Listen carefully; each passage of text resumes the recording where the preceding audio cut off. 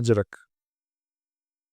بیعت کے بعد فاروقی صاحب نے اپنے شیخ کے ایما پر حضرت شاہ عبد اللطیف بڑھائی کے عارفانہ کلام سے کسب فیض کی خاطر سندھی سیکھنی شروع کی۔ قلب گداز ہو چکا تھا، ویسے بھی صلح کل آدمی تھے۔ سندھی کی پہلی کتاب سبکن سبکن پڑھ کر بولے کہ صاحبو، مجھے تو اردو اور سندھی میں کوئی فرق نظر نہ آیا۔ سندھی کے نقطوں کو الٹا لگا دیا جائے تو اردو بن جاتی ہے۔ گھر پر سیاہ کرتا اور ٹخنے سے اونچی شلوار پہننے لگے تھے۔ شانے پر شیخ کی بخشی ہوئی ایک چھوٹی سی سندھی اجرک، جسے لمبا ربال یا انگوچھا بھی کہہ سکتے ہیں، اس سے زیادہ کثیر المقاصد شے ہم نے نہیں دیکھی۔ ہائیڈروجن بم اور قمری راکٹ بنانے والے ایسی کوئی چیز ایجاد کر کے دکھائیں تو ہم جانیں۔ فاروقی صاحب اسی سے منہ پونجتے، دسترخوان کا کام لیتے، کہیں پیدل منزل مارتے تو اسی سے گردے سفر چھاڑتے۔ لوٹ چلنے لگے تو اسے پانی میں تر کر کے عربوں کے غترا و عقائل کی طرح سر پر ڈال لیتے۔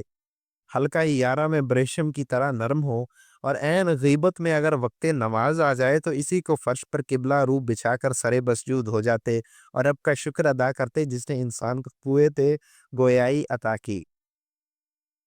دن میں بچے اور رات کو مچھر ستاتے تو اسے منہ پر تان کر سو جاتے۔ جاڑے اور زکام میں یہ مفرل کا کام دیتی اور رات کو حلوائی کی دکان سے بیمار بچے کے لیے اونٹتا دودھ لاتے تو اس کا اینڈوا بنا کر ہتھیلی پر رکھ لیتے۔ بیوی کو اچانک ننگے سا دروازہ کھولنے جانا پڑے تو اس کی بکل مار کے اوڑھنی بنا لیتی۔ خود نروس یا کھسیانے ہوتے تو کونے کو بل پہ بل دیتے یا یوں ہی اینک کا شیشہ صاف کرنے لگتے۔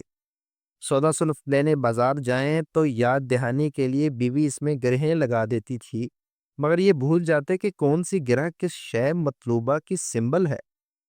پہلی تاریخ کو مہینے کا سودا خریدنے نکلتے تو یہ دیہاتن کی مینڈی کی طرح گندی ہوئی ہوتی۔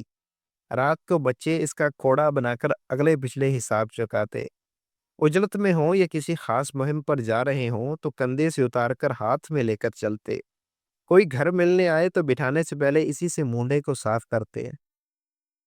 خانقاہ میں ایک دن وضو کرتے ہوئے مسجد کے حوض میں گر پڑے اور کڑھنی زخمی ہو گئی تو دوسرے دن اسی کے سلنگ میں ہاتھ کو ساتھ کے ہنسے کی طرح رکھ کر بینک آئے۔ کوئی بھری محفل میں نازیبا بات یا مذاق کر بیٹھے تو اسے منہ میں ٹھونس کر خس خس ہنسی کو چھانتے رہتے۔ بیان کرتے تھے کہ ایک دفعہ رات کو خانقاہ سے ایک جلالی وظیفہ پڑھ کر لوٹ رہے تھے کہ راستے میں 4 گنڈوں نے گھیر لیا۔ اب کیا تھا، انہوں نے امام زامن کا کلدار روپیہ اجرک کے کونے میں باندھ کر بنوٹ کے ایسے ہاتھ دکھائے کہ ایک گنڈے کی کنپٹی میں پمباکا کھل گیا۔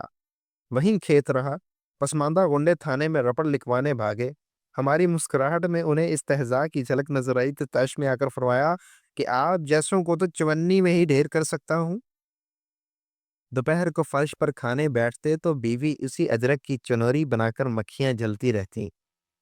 روز صبح اسے دھو کر شام کے استعمال کے لیے سجل کر دیتی ہوں۔ بڑی بیٹی کی شادی طے ہوئی تو بینک سے 500 روپے قرض لیے اور ایک دن شام کو شاداں و فرحاں اپنی بٹیا کے جہیز کے سارے کپڑے اس میں باندھ کر دکھانے لائے۔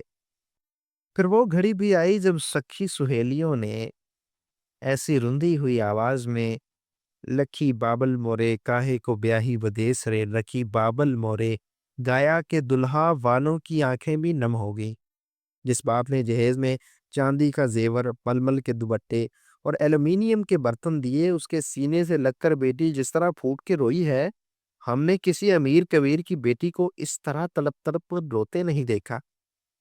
شادی بخیر و خوبی انجام پا گئی تو میاں بیوی کو اطمینان ہوا کہ بارے بوجھ ہلکا ہوا، لیکن مشیت کو کچھ اور منظور تھا۔